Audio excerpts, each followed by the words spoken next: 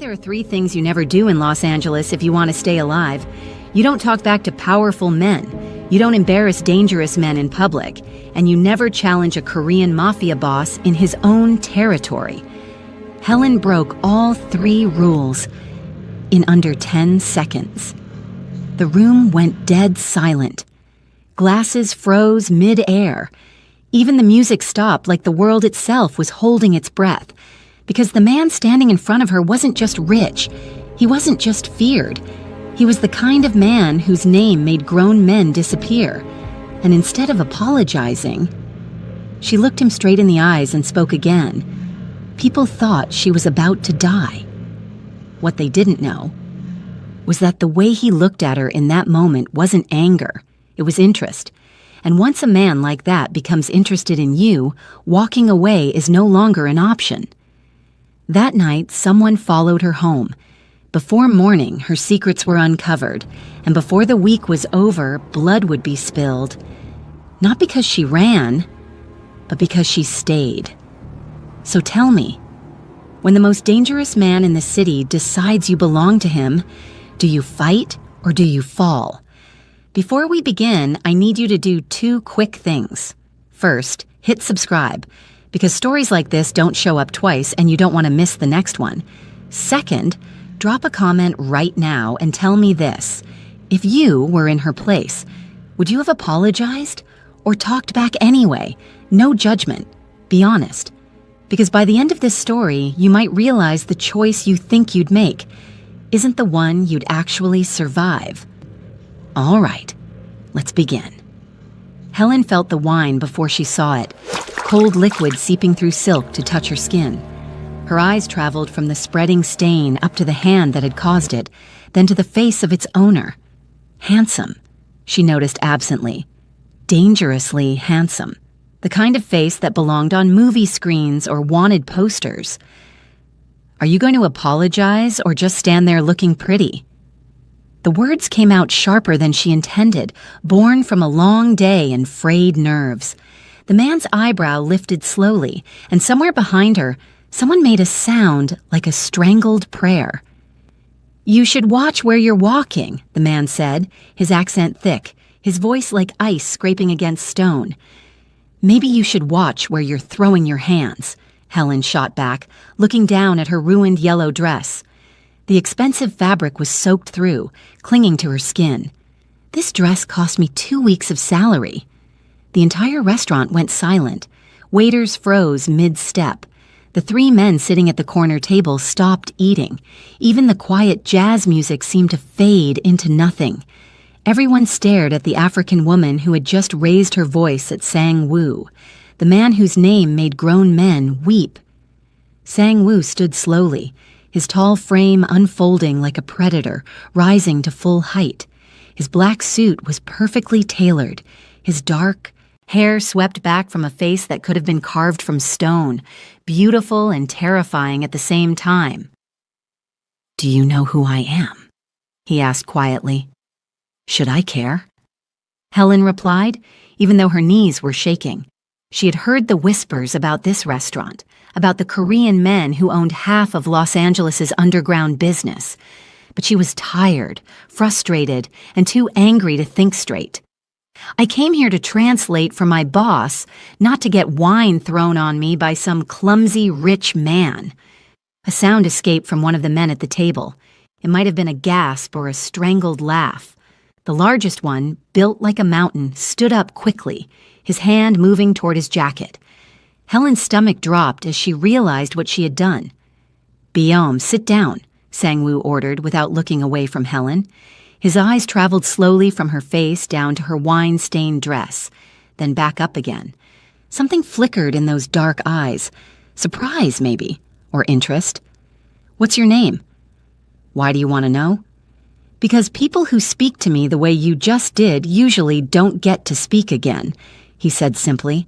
"So I want to remember your name." Helen's heart hammered against her ribs, but she refused to show fear. Her grandmother always said that bullies could smell fear like dogs smell meat. "Helen. My name is Helen." "Helen," he repeated, tasting the name like expensive wine. "From where?" Zambia. Not that it's your business. Sang-woo's lips curved slightly. Not quite a smile, but close. It made him look even more dangerous. You're right. It's not my business. Yet. He pulled out his phone and pressed a button. Jiwon, bring a dress from the boutique next door, size 4. Something yellow, since our guest seems to like that color. I don't want anything from you, Helen said quickly. I don't care what you want. I ruined your dress. I'm replacing it. Unless you plan to work the rest of the night looking like you bathed in wine? He tilted his head, studying her. Though I must say, you wear it better than most. Heat rushed to Helen's cheeks, though she wasn't sure if it was from anger or something else. The way he looked at her made her skin feel too tight, like her body was responding to something her mind wanted to reject. Mr. Cho, a nervous voice interrupted. An older man in an expensive gray suit approached their corner, wringing his hands. I apologize for the disturbance. Miss Helen is my translator. Please let me handle this. Your translator has spirit, Mr. Park, Sang-woo said, still watching Helen. That's rare. She's young and doesn't understand, Mr. Park said quickly, shooting Helen a warning look. Please forgive her rudeness. There's nothing to forgive. She was right. I was careless. Sang-woo gestured to his table. Join us. Your translator, too. That's very generous, but we wouldn't want to impose, Mr. Park said, his voice tight with fear. It wasn't a request. They sat. Helen found herself directly across from Sang-woo, close enough to see the small scar above his left eyebrow, close enough to smell his cologne. It was dark and woodsy, the kind of scent that made you think of midnight forests and dangerous secrets. A woman arrived with a garment bag. Inside was a yellow dress that probably cost more than Helen's monthly rent. Sang-woo nodded toward the bathroom. Go change. We'll wait. In the privacy of the marble bathroom, Helen's hands finally started shaking. She had just mouthed off to a Mafia boss, a real one. The kind who made people disappear. She should run. She should grab her purse and run straight out the back door and never look back. But the dress was beautiful. Soft silk that felt like water against her skin. It fit perfectly, hugging her curves in ways her cheap dress never had. When she looked in the mirror, she barely recognized herself. When she returned, Sang-woo's eyes darkened. He stared at her for 3 full seconds before speaking. Better. The dinner was torture. Mr. Park nervously discussed shipping contracts while Helen translated, hyper-aware of Sang-woo's gaze on her. He barely touched his food, just watched her with those intense eyes, like he was trying to solve a puzzle. You translate well, Sang-woo said during a pause in conversation. Where did you learn Korean? University. I studied languages. Why Los Angeles? Better opportunities than Lusaka, she said carefully. And yet you're translating for shipping companies instead of using that sharp tongue of yours for something more interesting. Some of us don't have the luxury of choosing interesting work. We take what pays the bills. Biom, the mountain of a man, made a low sound. Sang-woo silenced him with a glance. Bills. Everyone has bills. What are yours? That's none of your business, Helen said firmly. You keep saying that. But everything in this city is my business eventually. He leaned forward slightly. You're not afraid of me anymore. Why? I'm terrified, Helen admitted. But acting afraid won't help me, will it? This time Sang-woo really did smile. It transformed his face completely, making him look younger, almost boyish. Smart woman, beauty and brains. That's a dangerous combination. Heat flooded through Helen's body at the compliment. She looked away, focusing on her plate, trying to ignore the way her heart was racing. This was wrong. He was a criminal, a dangerous man. She should not be feeling anything except fear. The dinner ended with Mr. Park practically dragging Helen out the door, apologizing profusely. In the parking lot, he turned on her. Do you have any idea what you did in there? That man could have killed you with a word.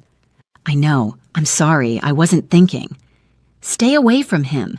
Stay far away from Sang-woo if you value your life. That night, Helen couldn't sleep. She kept replaying the encounter in her mind, the way Sang-woo had looked at her, the strange electricity that had seemed to crackle between them. She was being stupid, romantic. This wasn't some drama where the dangerous man falls for the ordinary girl. At midnight, her phone buzzed, an unknown number. "I found out about your bills, your brother, the medical treatments in Zambia, very expensive." Helen's blood ran cold. She texted back with shaking fingers. "Who is this?" "You know who. Sleep well, Helen. We'll talk soon." She stared at her phone in horror as another message arrived. "By the way, yellow is definitely your color." When she finally fell asleep near dawn, she dreamed of dark eyes and dangerous smiles, of crystal glasses shattering and silk dresses that felt like sin against her skin. She dreamed of a world where speaking back to monsters didn't get you killed. It got you noticed, and somehow that felt even more dangerous. Helen's apartment buzzer rang at 7 in the morning. She stumbled to the intercom in her pajamas, still half asleep. Who is it? Delivery for Miss Helen Tembo. She hadn't ordered anything. Suspicion crept up her spine as she opened the door to find a man in a black suit holding an enormous bouquet of white roses. Behind him stood another man with 3 large shopping bags from expensive stores. "What is this?" "Gifts from Mr. Cho," the first man said. His face was expressionless, professional. "He requests your presence at his office at 9 o'clock this morning. The address is in the card." Before she could respond, they were gone, leaving her standing in the doorway with flowers and bags. Inside were more clothes, designer outfits that must have cost thousands of dollars, shoes that matched perfectly, and a small black velvet box. She opened it with trembling fingers. Inside was a simple gold bracelet with a single charm, a small lion. The card read, "For the brave woman, my office, 9 o'clock. Don't be late. SW?" Helen should have thrown it all away. Should have blocked the number, maybe even reported him to the police. Instead, she found herself getting dressed in one of the outfits he sent, a cream-colored suit that made her look powerful and sophisticated. She hated how good it felt to wear it. Sang-woo's office was in a downtown skyscraper, the top floor with views of the entire city. The receptionist was expecting her and led her directly to a massive corner office. Sang-woo stood by the window, hands in his pockets, looking out at Los Angeles spread below like a kingdom. "You came," he said without turning around. "You didn't give me much choice. How did you find out about my brother?" "I find out everything I want to know. Princess, age 14, bone cancer, needs treatment that your insurance won't cover. You send money home every month, which is why you live in that terrible neighborhood and work 3 jobs." Now he turned, his eyes moving over her appreciatively. "You look like you belong here." "I don't want to be here. What do you want from me?" "Sit down, Helen, please." She sat in the leather chair across from his desk, hating how small it made her feel. Sang-woo poured 2 cups of tea from an expensive-looking pot, sliding one across to her. "I have a proposal. I need a translator for some important business dealings, someone who speaks multiple African languages as well as Korean, someone smart enough to catch the details that matter." He sat on the edge of his desk, close enough that she could see the dark lashes framing those intense eyes. Someone brave enough to not fall apart under pressure. "I already have a job." 3 jobs, he corrected. "That barely pay enough to survive, much less help your brother. I'm offering you 1 job that will pay more than all 3 combined. 2 months. That's all I need. At the end of 2 months, I'll make sure your brother gets the best cancer treatment available. I have connections in Johannesburg, doctors who specialize in pediatric oncology. He'll get everything he needs." Helen's throat tightened. "Why would you do that?" "Because I can. Because you interest me. Because I want to see what happens when a brave woman stops having to be quite so brave all the time." He leaned forward slightly. "Take the offer, Helen. Help your brother." "And what do I have to do for this generosity? What do you really want?" "I want you to work for me. Translate, attend meetings, sometimes dangerous meetings. I won't lie about that, but I'll protect you. No one will touch you while you're under my protection. I don't trust you. Smart. You shouldn't. He smiled that dangerous smile. But you'll do it anyway, won't you? Because your brother needs you to. She wanted to throw the tea in his face, wanted to walk out and never look back. But Princess's face floated in her mind, her baby brother who used to chase chickens around their grandmother's yard, now lying in a hospital bed too weak to walk. 2 months, she whispered. That's all. That's all, Sang-woo agreed. But something in his eyes said he was lying. The first week was overwhelming. Helen attended meetings in private rooms where men discussed shipments and territories like they were playing board games with real lives. She translated conversations about money laundering, about protection rackets, about things that made her stomach turn. But Sang-woo was always there, a constant presence at her side. He never touched her, never made inappropriate comments. But the tension between them grew with every meeting, every glance, every accidental brush of hands when he passed her documents. It was like standing next to an electrical wire, constant buzzing awareness that one wrong move could shock her. On Friday night, they worked late in his office, reviewing contracts. Helen's eyes were burning from staring at documents. She rubbed her temples, trying to ease the headache building behind her eyes. You should rest, Sang-woo said. He stood behind her chair, and suddenly his hands were on her shoulders, kneading the tight muscles. Helen gasped, electricity shooting down her spine, at his touch. Don't, she whispered. But she didn't move away. You're tense. I can help.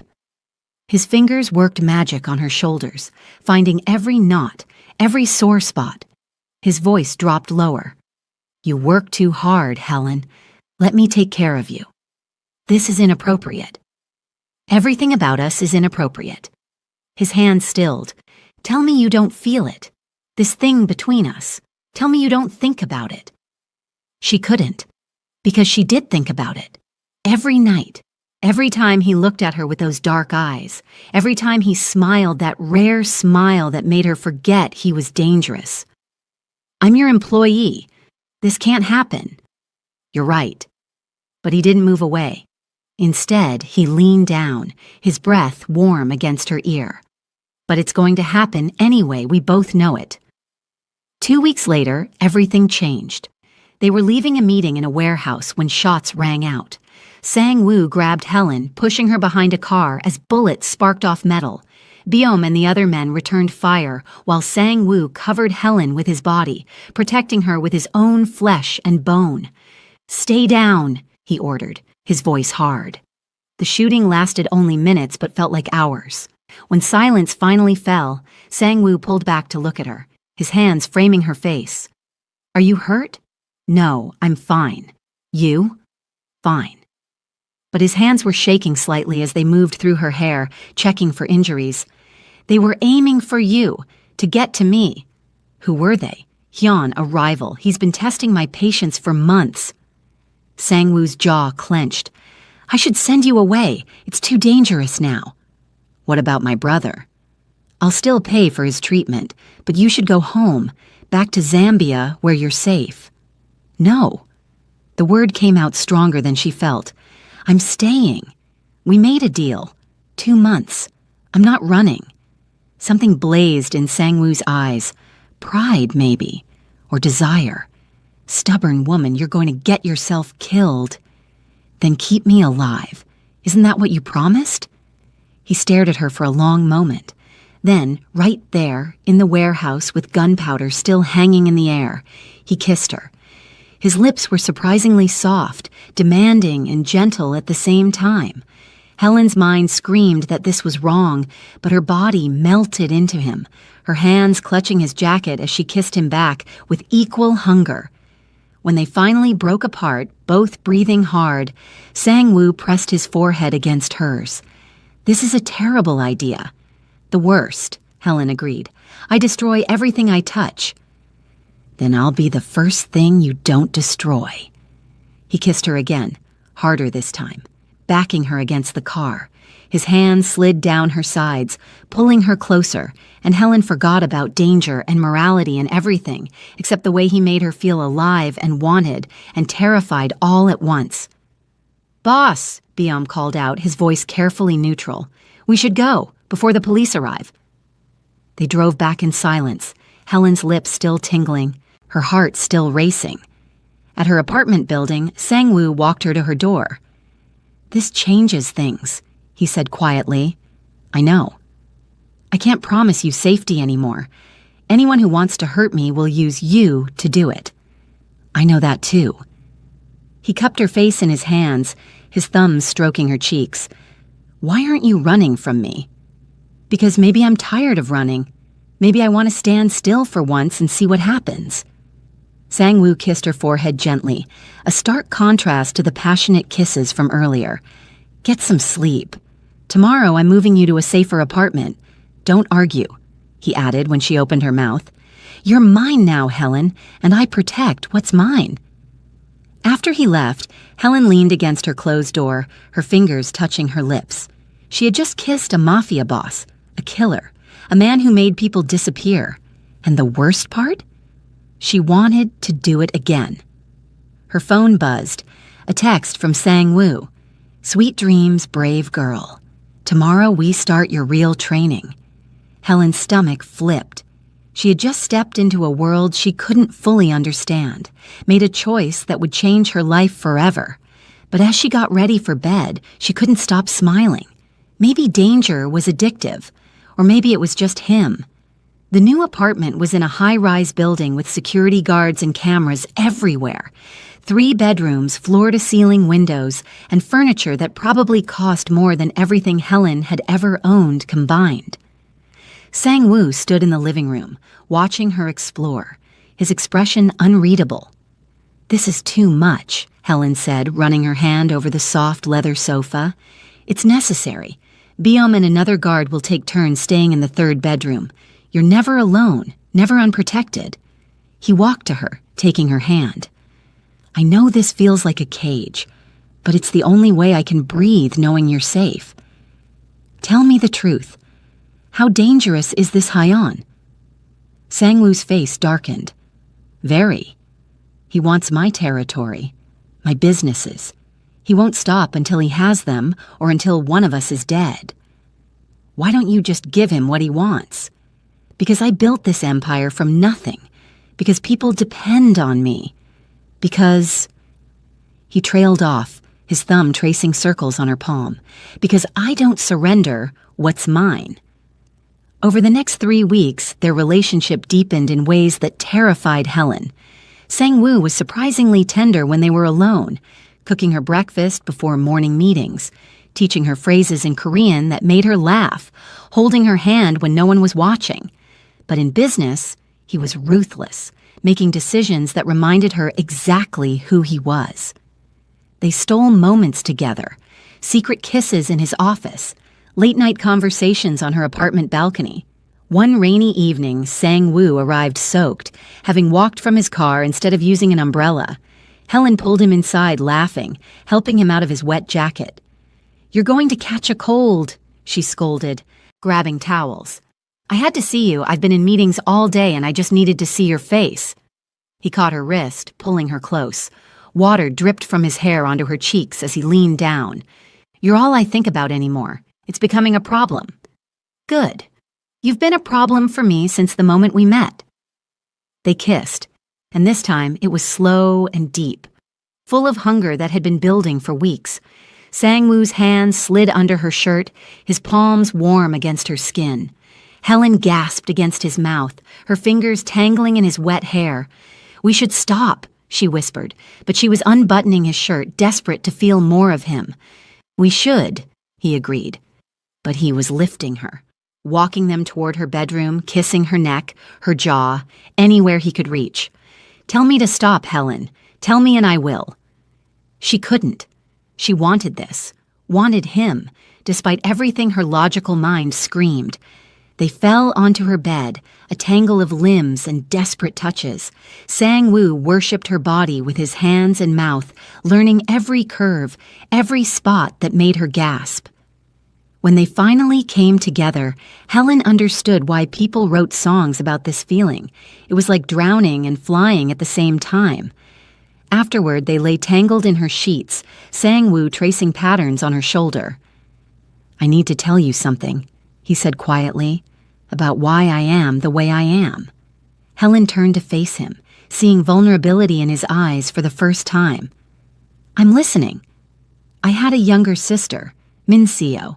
She was 7 years younger than me, full of life and laughter. Everything good about our family." His jaw clenched. "When I was 23, I was just starting in this business. I thought I was smart, invincible. I made enemies without thinking about consequences.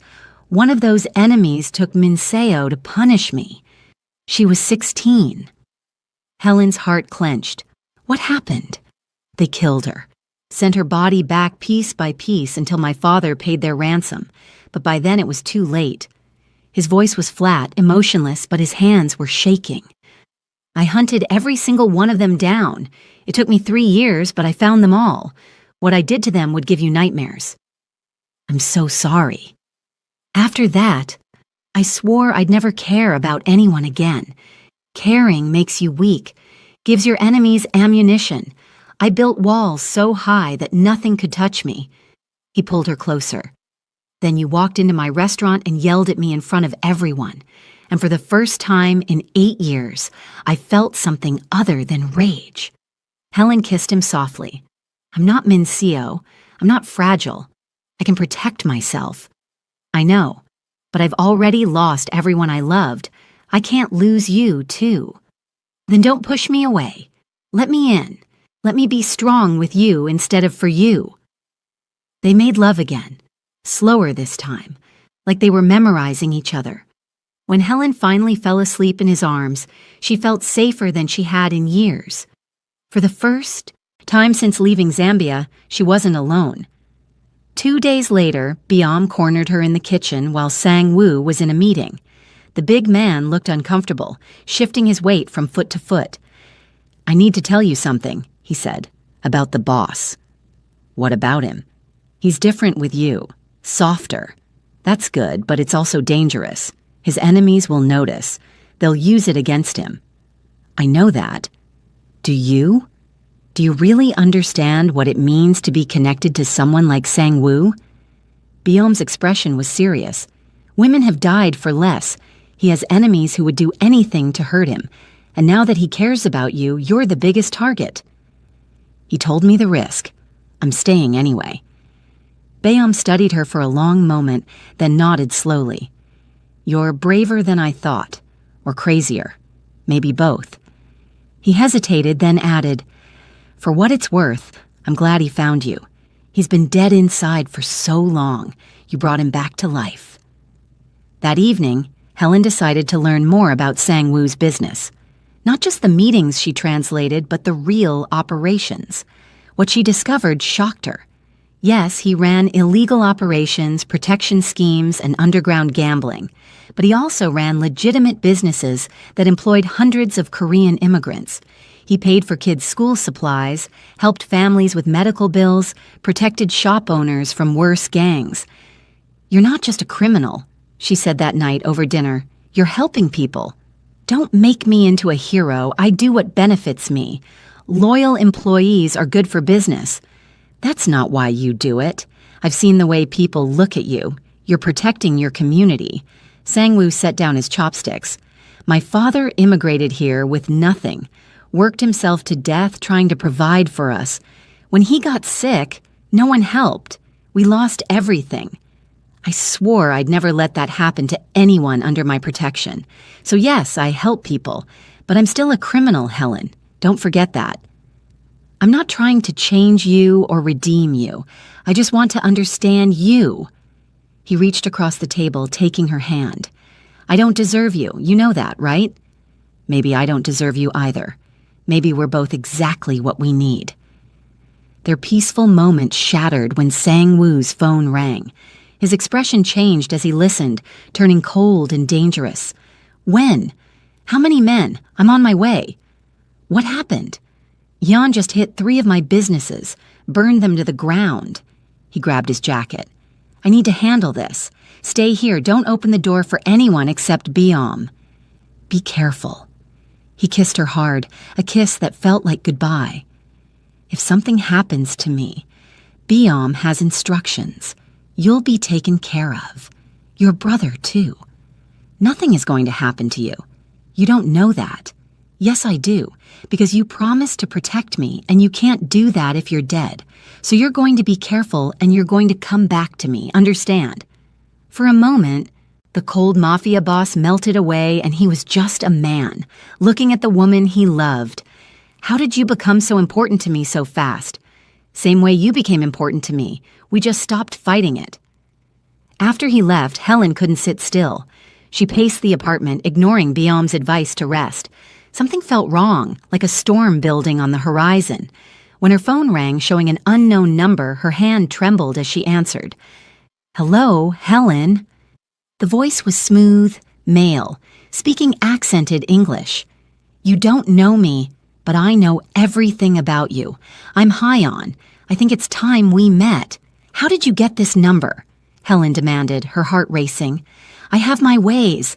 Sang-woo thinks he's so careful, so protected. But everyone has weaknesses. You're his. Jan's voice was pleasant, almost friendly, which somehow made it more terrifying. I'm watching you right now, actually. Pretty yellow dress. Same color as the first night you met. Helen ran to the window, searching the streets below. Dozens of windows looked back at her from other buildings. He could be anywhere. What do you want? Just to talk. I'm sending a car. If you don't come alone, your brother in Zambia dies. If you tell Sang-woo, your brother dies. If you try to run, your brother dies. Do we understand each other? Her blood ran cold. Yes. Good girl. 5 minutes. Don't keep me waiting. Biam was dozing on the couch when Helen slipped past him, grabbing her phone and keys. The elevator ride down felt like descending into hell. A black car waited outside, exactly as Jan promised. The driver said nothing, just drove through the night to a warehouse district near the docks. Inside, Jan was waiting. He was younger than she expected, maybe early 30s, handsome in a sharp way that reminded her of broken glass. Beautiful, but dangerous to touch. The famous Helen. You're even prettier than the pictures. He gestured to a chair. Please sit, I won't bite. Yet. What do you want from me? Information. Sang-woo's operations, his connections, his weaknesses. Give me what I need and your brother lives. Maybe you live too, if you're very cooperative. I won't betray him. No? Not even for your baby brother? I have men in Lusaka right now, watching his hospital. One phone call and he has an unfortunate accident with his medication. Tragic, really. So young. Tears burned Helen's eyes. Please don't hurt him. He's just a child. Then help me. Tell me what I need to know. Before Helen could answer, gunfire erupted outside. Hyun's expression darkened as he grabbed her, pressing a gun to her head. Seems your boyfriend doesn't follow instructions either. The warehouse doors exploded inward. Sang-woo stood there, gun drawn, his face twisted with fury. Behind him, Biam and 6 other men fanned out, weapons ready. Let her go, Hyun, this is between us. Actually, she's what makes it interesting. Hyun's grip tightened on Helen's arm. Did she tell you I threatened her? Brother? Did she mention our little phone call? Sang-woo's eyes flickered to Helen. She saw the hurt there, the betrayal. Helen? I'm sorry. He said he'd kill Princess if I told you. I didn't know what else to do. You should have trusted me, Sang-woo said quietly. Then louder. Hyun, let's make a deal. Me for her. That's what you really want anyway. Tempting, but I think I'll keep you both. Kill you, keep her. She's beautiful enough to make up for all this trouble. Everything happened at once. Biam charged from the left while Sang-woo fired from the right. Hyun shoved Helen away, reaching for his weapon. She hit the ground hard, pain exploding in her shoulder. Through the chaos of gunfire and shouting, she saw Sang-woo fighting his way toward her, desperate to reach her. A bullet grazed his side. He stumbled but didn't stop. When he finally reached Helen, he covered her body with his, protecting her the way he always did. "I've got you," he said. "I've got you." They escaped in the confusion, Jan's men falling back under the assault. In the car speeding away from the warehouse, Sang-woo pressed a cloth to his bleeding side while Helen cried, unable to stop shaking. "I'm so sorry. I didn't know what to do. He threatened Princess and I panicked." "Shh, it's okay. You're safe now." "No, it's not okay. I should have told you. I should have trusted you." She looked at his bleeding wound. "You're hurt because of me. I'm alive because you're worth fighting for." He pulled her close despite the pain it must have caused. "We need to move your brother. Tonight. I'm calling my contacts in South Africa. Princess will be in a private facility by morning with armed guards. Hyun can't touch him there." "How can you be so calm? I put us all in danger." "You were protecting someone you love. I understand that better than anyone." He tilted her chin up. "But promise me something. No more secrets. Whatever happens from here, we face it together. Deal?" "Deal." Back at a new safe house, different from the apartment, a private doctor treated Sang-woo's wound while Helen watched anxiously. The bullet had passed through cleanly, missing anything vital, but he'd lost blood. "You're lucky," the doctor said, packing up his supplies. "Rest for a few days. No unnecessary movement." After the doctor left, Sang-woo pulled Helen onto the bed beside him, careful of his injury. "Stop looking so guilty. I've had worse. I hate that I caused this. You didn't cause anything. Hyun did, and he's going to pay for touching you." They lay together in the darkness, Helen's head on Sang-woo's chest, listening to his heartbeat, strong and steady and alive. "Tell me about Zambia," he said softly, "about your life before all this." So she did. She told him about growing up in Lusaka, about her grandmother's small farm, about Princess chasing chickens and climbing trees, about her dreams of traveling the world, of making enough money to build her grandmother a real house, with electricity and running water, about how cancer had stolen those dreams and replaced them with fear.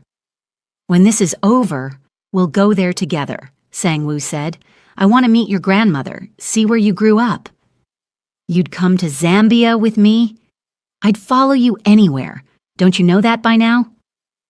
The next morning, everything changed again. Byam came to the safe house with news that turned Sang-woo's face to stone. It was Jae-sung, from our supply chain. He's been feeding information to Hyeon for 6 months. Phone records prove it. He's the one who told Hyeon about Helen's brother, gave him her private number. Jae-sung. Sang-woo's voice was deadly quiet. "My friend since childhood? The man I trusted with everything? I'm sorry, boss. But the evidence is clear. He's meeting with Yeon's people right now at the restaurant on 5th. Sang-woo stood slowly, ignoring his injury. His expression was terrifying, empty of all emotion. "Gather everyone. We end this tonight." "Sang-woo, you're hurt," Helen protested. "You should rest." "I'll rest when Hyeon is dead and my traitor friend is dealt with." He cupped her face. "I need you to stay here. This is going to get ugly." "I'm coming with you." "Absolutely not. You once told me I was yours. That goes both ways. Where you go, I go. We're in this together, remember?" He stared at her for a long moment, then pulled her into a fierce kiss. "You're going to be the death of me, brave girl." "Not if I can help it." At the restaurant, they found Jae-sung sitting alone at a corner table, drinking wine. He looked up when they entered, and something like regret flashed across his face. "Sang-woo, I wondered when you'd figure it out." "Why?" Sang-woo's voice shook with suppressed rage. "I gave you everything. I trusted you like a brother. Why betray me?" "Because Hyun has my wife and daughter. He took them 6 months ago, said he'd kill them if I didn't help him destroy you." Jae-sung's hands trembled around his glass. "I'm sorry. I never wanted this. But what would you have done? How do you choose between loyalty and family? The anger drained from Sang-woo's face. Where are they? I don't know. He moves them constantly. If I knew, I would have told you. I've been trying to find them, but Yon's too careful. Helen stepped forward before she could stop herself. Then work with us. Help us take Yon down, and we'll find your family. You can't promise that. No, but we can try, and trying together is better than this. She looked at Sang-woo. Tell him we'll help. Sang-woo was silent for a long moment, his jaw clenched. Finally, he nodded. Tell me everything. Every meeting, every plan, every location you know. Help me end Hyon, and I'll do everything in my power to bring your family home. Jae-sung broke down crying, telling them everything. The weapons shipment coming next week, the warehouse where Hyon stored his money, the corrupt police officers on his payroll. It poured out of him like poison being drained from a wound. They were so focused on planning their attack that no one noticed the man in the corner, the one with the phone pressed to his ear, the one who slipped out the back door. By the time they realized they'd been overheard, Hyun's men were already surrounding the building. It's a trap, Byum said, looking out the window at the gathering forces. We're outnumbered 3-1. Sang-woo pulled Helen close, his expression grim.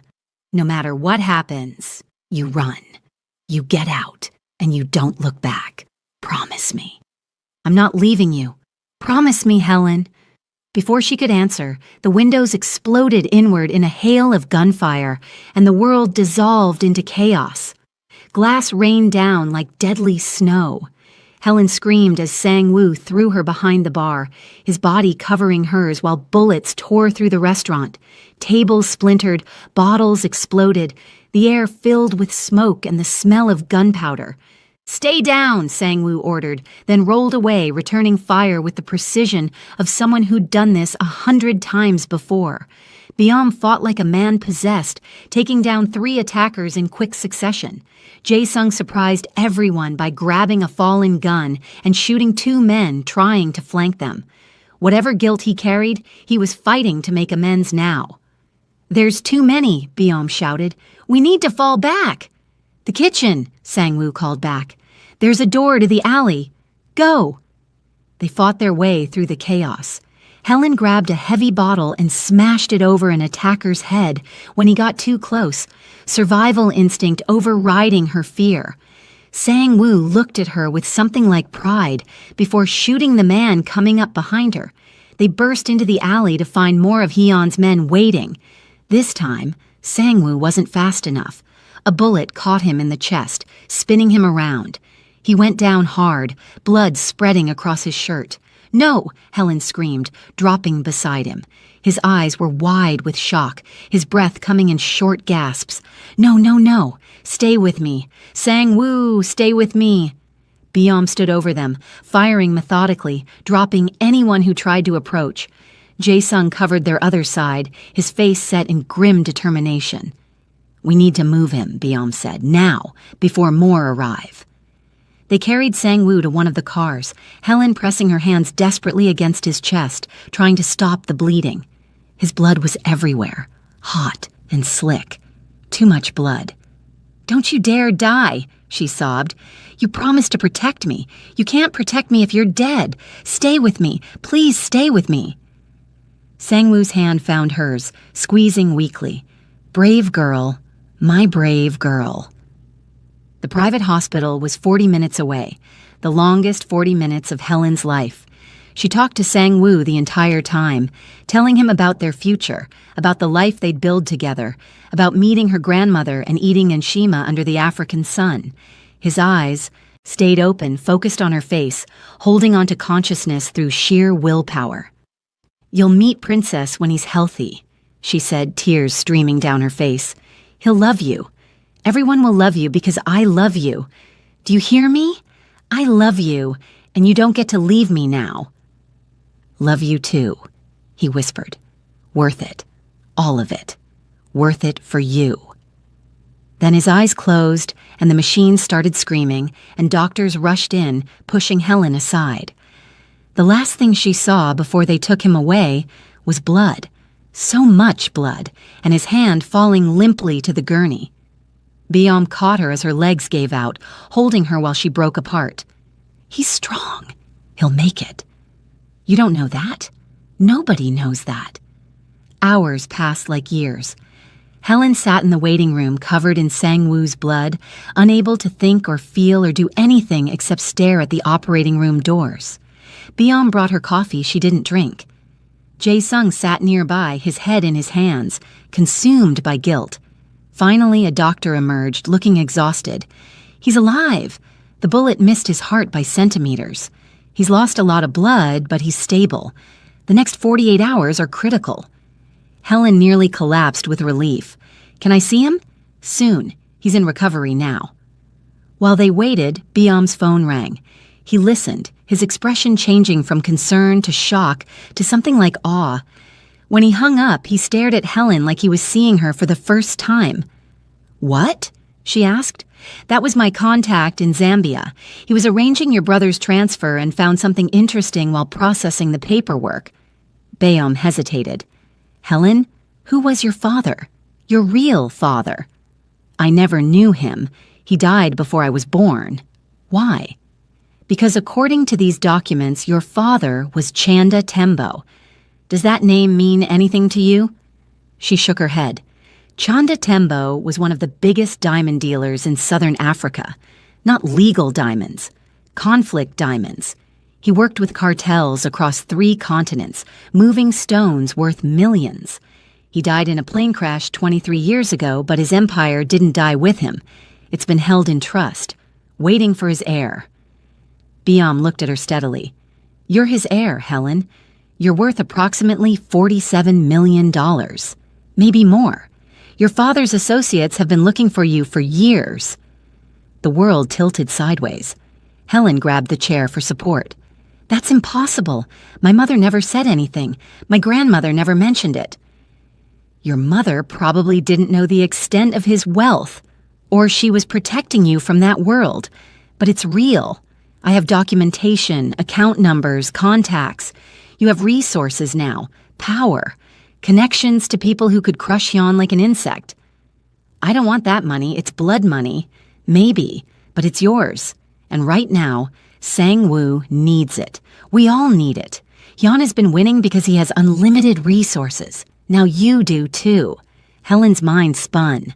She thought about Sang-woo lying in surgery, about the war that had nearly killed them all, about the power she suddenly had to end this nightmare.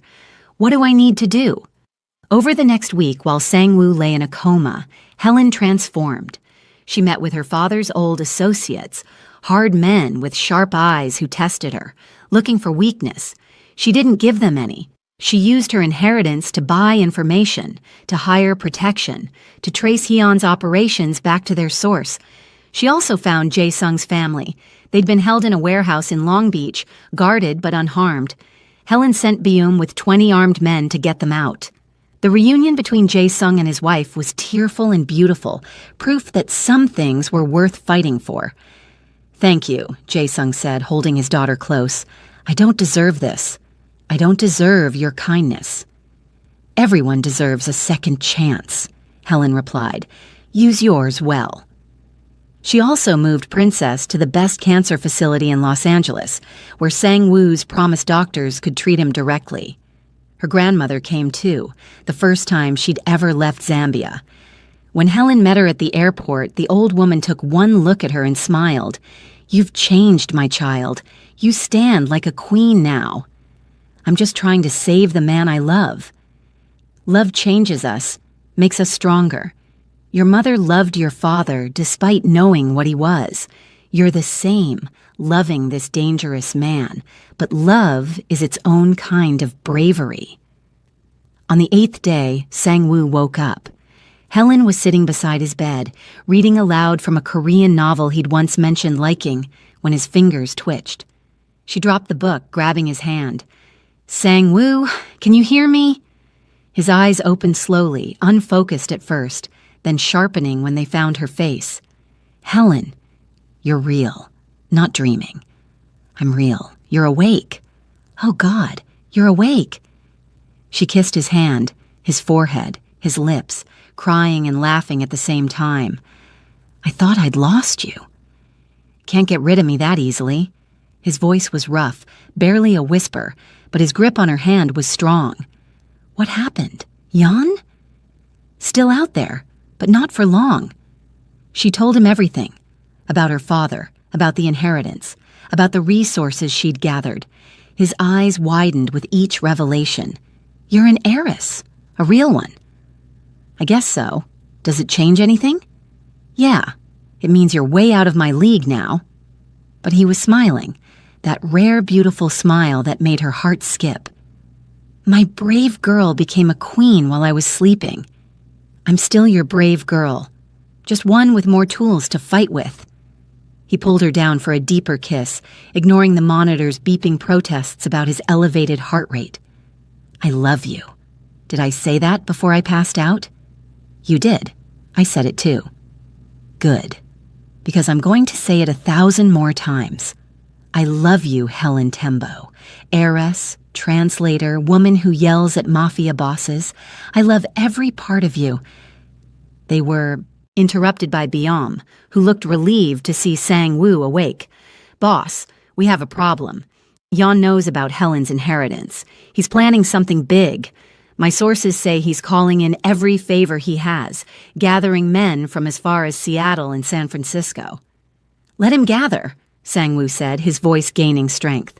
"We have something he doesn't. We have everything to fight for." 2 days later, Sang-woo checked himself out of the hospital against medical advice. He was weak but determined, ready to end this war. They gathered their forces at a warehouse Helen had purchased with her new wealth. The room was full of hard men, all loyal to Sang-woo, all ready to fight. Sang-woo stood before them, still moving carefully because of his injury, his hand clasped with Helen's. "Tonight we end Hyun, not for territory, not for money, but because he threatened our families, because he forced good men to betray their friends, because he needs to learn that some things are worth more than power." The men cheered, fists raised, ready for battle. But as they prepared to move out, Bayom received an urgent call. His face went pale as he listened. "Boss, it's Jae-sung. He went to confront Hyun alone. Said it was his fault this war started, his responsibility to end it. He's at Hyun's main compound right now." "That fool," Sang-woo breathed. "He's going to get himself killed." They rushed to the compound, a fortified building near the harbor. They were too late. As they approached, a massive explosion rocked the building, flames shooting into the night sky. The heat hit them even from a block away. Through the chaos and smoke, a figure stumbled out. Jae-sung, burned and bleeding, but alive. He collapsed into Byom's arms. "Did it! Set charges! Hyun was inside, got proof first, recorded everything, his crimes, his operations." He coughed, blood staining his lips. "My family is safe now. That's all that matters." "You're going to be fine," Sang-woo said. But they both knew it was a lie. Jae-sung's injuries were too severe. "Tell my wife I'm sorry. Tell my daughter her father tried to be brave at the end." His eyes found Helen. "Thank you for showing us what real courage looks like. Woman who yells at mafia bosses." He died before the ambulance arrived, a smile on his burned face, finally at peace. Later, they confirmed that Hyun had died in the explosion, along with most of his top men. The war was over. But as Helen held Sang-woo while he grieved for his friend, she understood that victory always came with a price. 3 days after the explosion, as Sang-woo recovered and Helen dealt with police questioning about her father's estate, Byom brought news that made them both freeze. Yeon's second-in-command survived. She escaped the building before the explosion. Her name is Sun Hai, and she's vowed revenge for Hyun's death. She's already killed 2 of our people in San Diego. Sang-woo pulled Helen close, his jaw clenched. "It's never really over, is it? Then we keep fighting. Together, like we promised." They stood at the window of Sang-woo's office, looking out at the city they'd fought so hard to protect. knowing that somewhere out there, a new enemy was gathering strength. But they had each other. They had resources. They had an army of loyal people. And most importantly, they had love worth fighting for. 3 months passed like a dream. Sun Hai turned out to be more ghost than threat. Sang-woo's people tracked her movements across 3 states, each time arriving to find she'd disappeared hours before.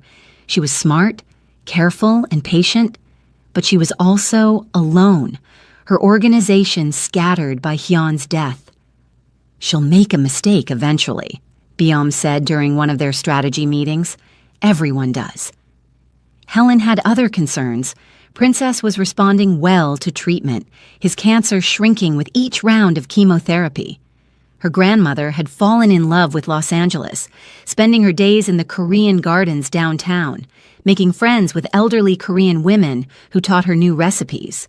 The 2 worlds of Helen's life were blending in ways she'd never imagined possible.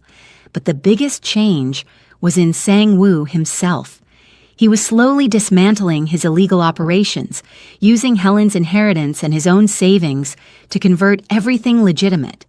Protection rackets became private security firms. Underground gambling operations transformed into licensed establishments. He was still powerful, still respected, but now his empire was built on legal foundations. "You're changing me," he said one evening as they reviewed business plans in his office. "Making me soft. I'm not changing you. I'm just loving the parts of you that were always there." Helen moved to sit on his desk, running her fingers through his hair. "The man who helps immigrant families, the man who paid for a stranger's brother's cancer treatment, that's who you really are. I'm still dangerous. I've done terrible things. I know. But you're also the man who makes me breakfast and teaches me Korean curse words and holds me when I have nightmares. You're both people. I love both people." He pulled her into his lap, careful of the fading scar on his chest. "Marry me." Helen's heart stopped. "What?" "Marry me. I know it's fast. I know we've been through hell, but I don't want to waste time pretending I don't want forever with you."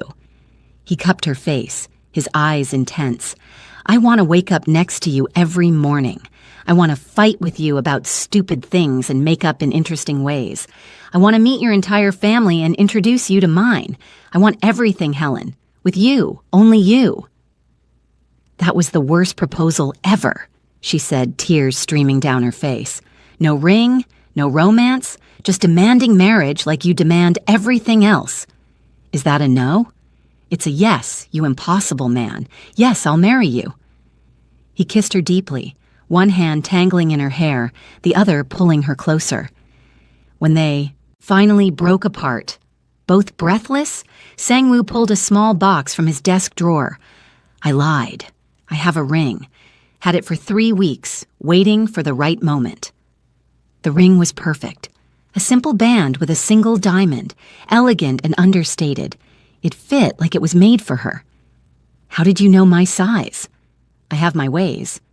He slid it onto her finger, then kissed her hand. "Now you're really mine. Forever mine." They planned 2 ceremonies.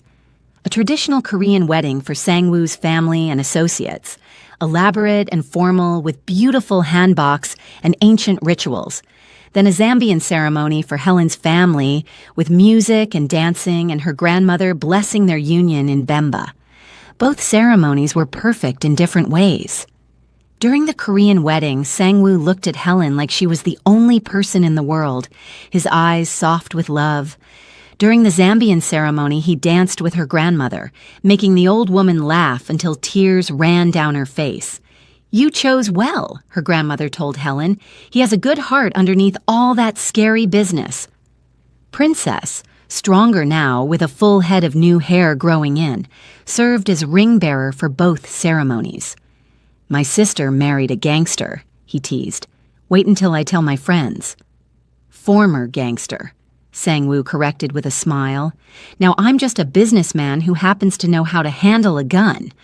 And my brother-in-law," Helen added, hugging Princess close, "which means you're stuck with both of us forever." The honeymoon was 2 weeks in Zambia. Sang-woo fell in love with the country, with its vast landscapes and warm people. They visited Victoria Falls, where the mist created constant rainbows, and Sang-woo pulled Helen close, shouting over the roar of the water, "This is where you're from, this wild, beautiful place. No wonder you're so brave." They spent days at her grandmother's farm, now renovated with Helen's inheritance. Electricity, running water, a real kitchen. Her grandmother cried when she saw it, unable to believe her good fortune. Sang-woo helped with farm work, learning to milk goats and harvest vegetables, looking completely out of place in his expensive clothes, but happy in a way Helen had never seen before. "I could live here," he said one evening as they watched the sunset paint the sky orange and pink. "Leave everything behind and just be a farmer with you." "You'd be bored in a week." "Maybe, but it's nice to imagine. A simple life. No enemies, no danger, just us and the land and peace. We'll have peace, just a different kind, back in LA in our own home, with our own life." When they returned to Los Angeles, Byam met them at the airport with news. "We found Sun-Hai. She was hiding in Vancouver. When we approached her, she didn't fight. Just asked to talk to you, boss. Says she has information you need." They met in a neutral location, a coffee shop in Koreatown. Sun-Hai was younger than Helen expected, maybe 25, with tired eyes and nervous hands. "I'm not here for revenge," she said immediately. "I know I said that. I was angry and grief-stricken. But I've had time to think. Jan was destroying himself long before you came along. He was paranoid, violent, making enemies everywhere. You just finished what he started." "So why meet us?" Sang-woo asked warily. "To warn you. Jan had connections with suppliers in Asia, bad people who won't care that he's dead. They'll want their money, and when they can't find him, they'll come looking for you. You need to be ready." She slid a folder across the table. Inside were names, dates, shipment schedules, everything they needed to prepare. "Why help us?" Helen asked. "Because I'm tired. Tired of fighting. Tired of looking over my shoulder. Tired of this life." Sun-Hai looked at Helen directly. "You got out. You found something real with him. That's all I ever wanted. Maybe this is my penance. Helping instead of hurting." They let her go with a warning to disappear completely. True to her word, she vanished, and they never heard from her again. Using Sun-Hai's information, Sang-woo's people intercepted the Asian suppliers before they could cause trouble, negotiating a peaceful settlement that involved returning Hyun's debts plus interest. It cost millions, but it bought them peace. 6 months after their wedding, Helen discovered she was pregnant.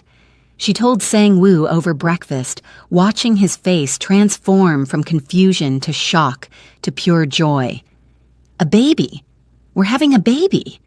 We're having a baby!" He swept her into his arms, spinning her around their kitchen, laughing like a child. "I'm going to be a father.